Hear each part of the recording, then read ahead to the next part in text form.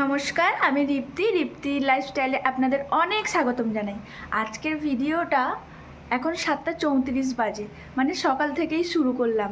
তো হাফ রান্না হয়ে গেছে, হাফ হচ্ছে।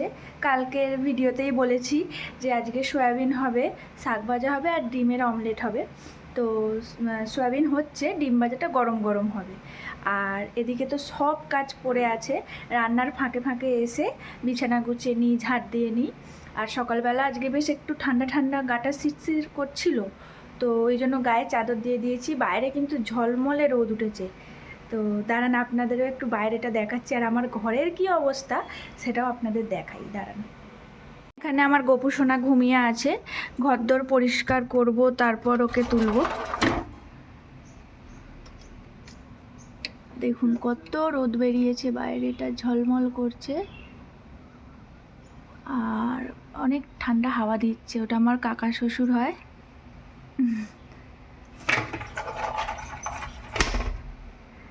ছাদে শুকুর দিতে উঠেছে। দেখুন আমার ঘরের অবস্থা দেখুন।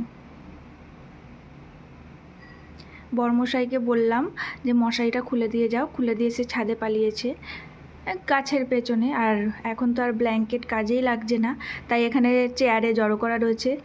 আর এই দেখুন, রাত্রেবেলা যদি বড়মশাই ভুলে যায়, সেই কারণে আজ ভ্যালেন্টাইন ডে, ওই জন্য এই যে এই গোলাপটা নিয়ে এসেছিল, কালকে রাতেই নিয়ে এসে রেখেছে আমার জন্য।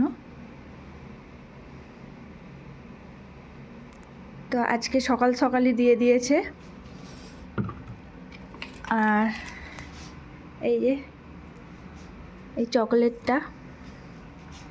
তো চলুন রান্নাঘরের কি হাল দেখি। এখানে ফুটছে, এটা এবার চাপা দিয়ে দেব।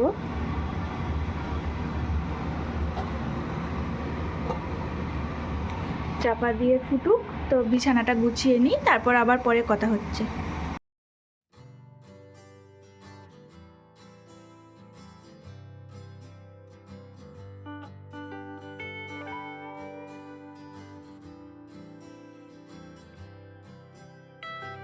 বড়মশাই বেরিয়ে পড়লো, তো চলুন ঘরের কাজবাজ সারা যাক।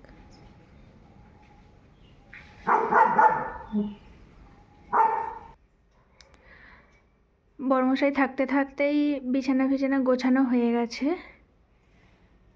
এখন আবার রান্নাঘরের হাল বেহাল, এগুলো মাজা ধোয়া করতে হবে।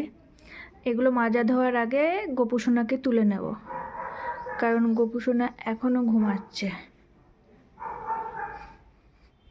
এই দেখুন, তো গোপুসোনাকে তুলে তারপর আপনাদের সাথে আবার কথা হচ্ছে।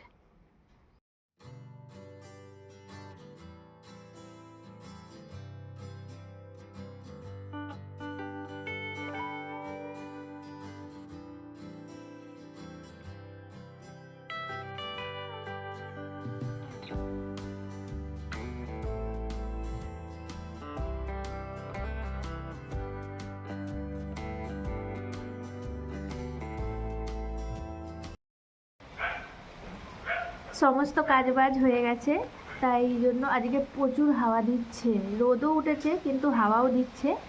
আর ওই জন্য চাদরটা খুলতে পারছি না, এই বাইরেটা বসে আছি তো একদম জলের বোতল নিয়ে বসে পড়েছি, কারণ এখন এখানে অনেকক্ষণ বসে থাকবো, তারপর চান করতে যাব, তারপর আবার দুপুরে গপুকে সেবা দেবো আর কি।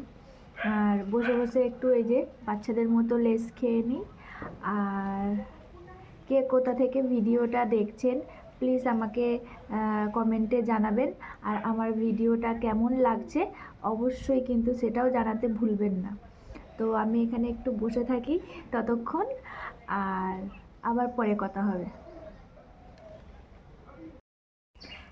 হ্যালো, আবার চলে এলাম একটু গল্প করতে।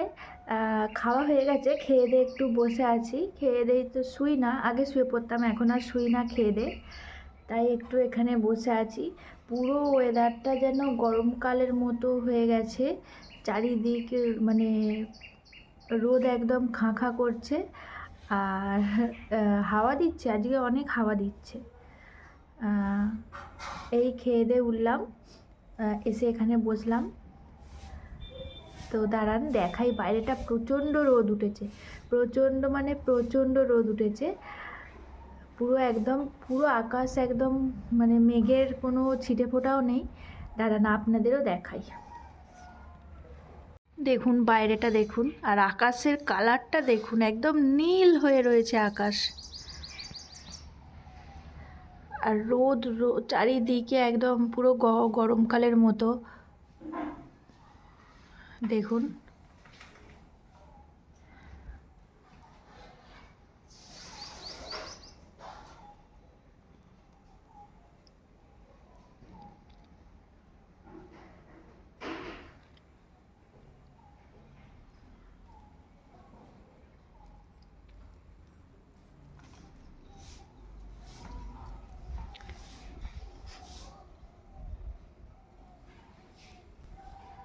তো আমি একটু বসে থাকি,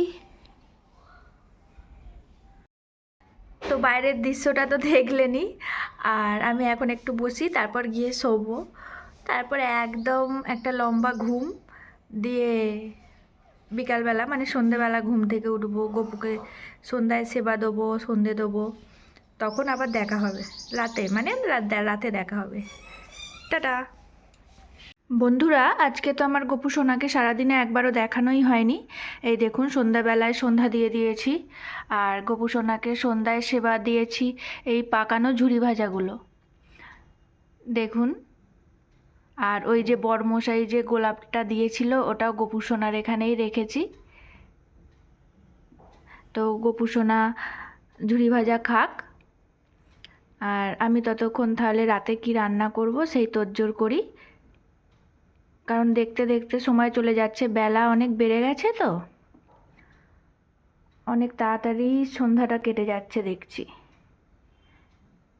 তো চলুন তারপর আবার পরে কথা হবে। সন্ধ্যাবেলায় খিদে পাচ্ছে ভেবে কি খাবো আর ভেবে পাচ্ছি না, তাই জন্য এই যে মা বাঁধাকপির তরকারি দিয়েছিল, দুপুরে খাইনি, অনেক কিছু হয়ে গিয়েছিল বলে এটা রেখে দিয়েছিলাম, তো ভাবলাম বাঁধাকপির তরকারি দিয়েই মুড়িটা খাই, আর ওদিকে একটু সোয়াবিনের তরকারি বেঁচে গিয়েছে, তাই ভাবলাম ওটা শুধু খাই আর এটা মুড়ি দিয়ে মাখিয়ে খাই, তারপর না হয় রান্নার দিকে যাব। বাঁধাকপির তরকারি দিয়ে মুড়ি খেতে তো ভালোই লাগে, ভালো মানে মানে খুবই ভালো লাগে। তো ভাবলাম, কারণ একবার ইচ্ছা করছে আর একবার করছে না, এই কারণেই ঠিক করে উঠতে পারছিলাম না, ভেবে ভেবে ভাবলাম যে না খেয়েই নিই। তো চলুন আমি বাঁধাকপি তরকারি দিয়ে মুড়ি খেয়ে নিই, তারপরে রান্নার জোগাড়জাত করব। আজকে তো ভ্যালেন্টাইন ডে, কী রান্না করব করে ভাবলাম যে তাহলে একটু রোল বানানো যাক বাড়িতে। শরীরটা ভালো ছিল না, সেই কারণে বড়মশাই বাইরে থেকে কিনে আনতে বললেও আনবে না, হারগিজ রাজিই হবে না, তাই জন্য বাড়িতে বানিয়েই নিই, কী আর করব। তো চলুন তাহলে ভালো করে মিশিয়ে আমি খেয়ে নিই, তারপর আবার কথা হচ্ছে।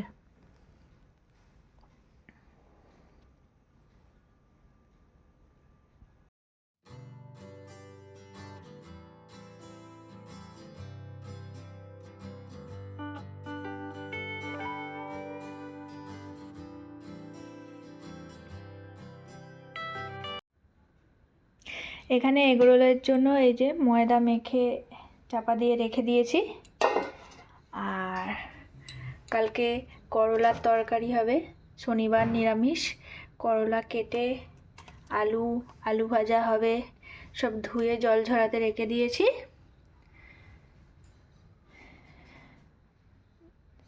তো এবার এগরোলের দিকে আস্তে আস্তে এগাবো, চলুন করা যাক। বর্মশাইকে বললাম আমি এগরোলটা ভাজছি, তুমি একটু ভালো করে ভিডিও করে দাও তো। একদমই তো ভিডিও করতেই পারে না, ঢ্যাঁড়স একটা, কেটে ছেঁটে আমাকে বাদ দিয়ে দিয়েছে, মানে তবু করে দিয়েছে, চেষ্টা তো করেছে, যা তাই অনেক। তো এই যে আমার এগরোল মানে এগরোলের রুটি ভাজা হয়ে গেছে, চলুন তাহলে এগরোলটা বানিয়ে আবার দেখা হচ্ছে। এই দেখুন দুজনের জন্য বড় বড় সাইজের দুটো রোল বানিয়েছি। এটাই আমাদের আজকের ডিনার। তো আজকের ভিডিওটা এই পর্যন্তই, আবার পরে দেখা হবে। আর হ্যাঁ, নতুন বন্ধু হলে আমার চ্যানেলটা প্লিজ সাবস্ক্রাইব করে আমার পাশে থাকবেন। আজকের মতো টাটা।